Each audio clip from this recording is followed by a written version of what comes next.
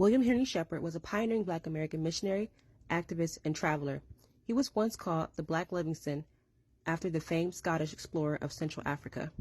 Shepphard was born during the Civil War on March 8, 1865, in Waynesboro, Virginia.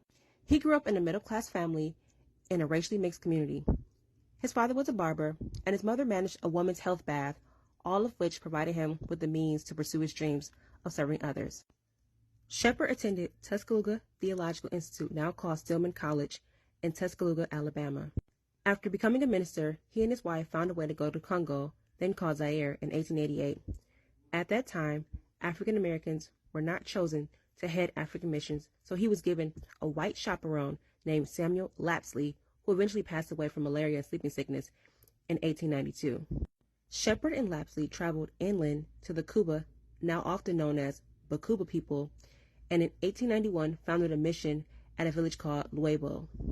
Upon arriving in Congo, Shepphard quickly immersed himself in the culture by learning the Kuba language and gaining the trust of the natives. The natives had originally called him Mondele Indom, meaning black white man, due to his Western mannerisms and dress.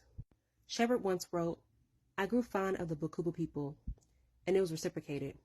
They were the finest looking race I have ever seen in Africa, dignified, graceful, courageous, honest, with an open, smiling countenance, really hospitable.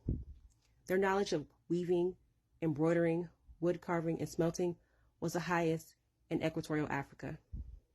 However, his efforts were not without danger.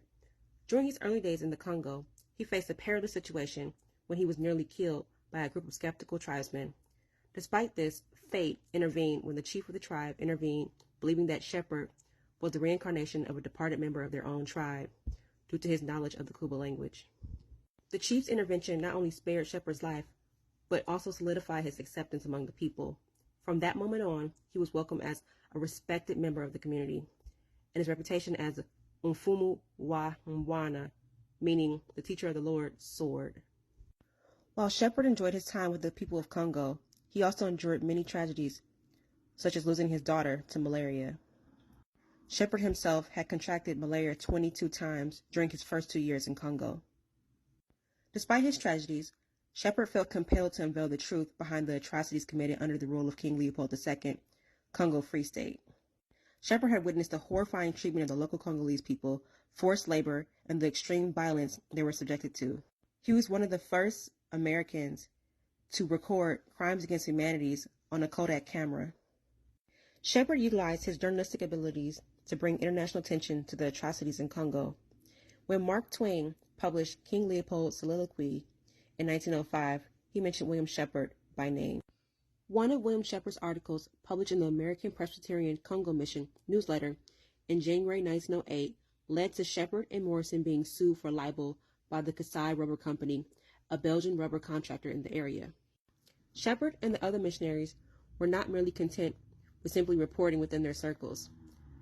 They reached out to Roger David Caseman, an influential figure known for his roles as an Irish patriot, poet, and revolutionary. Caseman played a pivotal role in establishing the Congolese Reform Association, the CRA, one of the world's earliest humanitarian organizations. Shepphard's case went to trial in September 1909. He was represented by Emil Vandervelde, which helped him win the trial, and the Kasai Rubber Company was forced to pay his expenses for the trial. Shepphard resigned from the Congo mission after the trial and returned to the United States in 1910. He brought with him a fine collection of Kuba art, which now resides in Hampton University in Virginia. Over his lifetime, he has met with presidents, met Queen Victoria, and traveled with Booker T. Washington. In 1912, Shepphard relocated to Louisville, Kentucky, where he assumed a leadership position of Grace Presbyterian Church and took charge of the Presbyterian Colored Missions activities.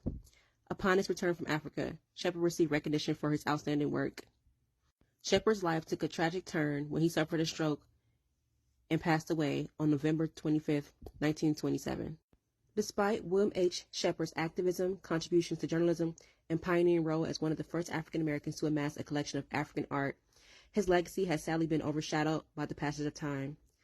Nevertheless, he endures as a figure of great significance, a blend of reality, myth, and a legend in the annals of history.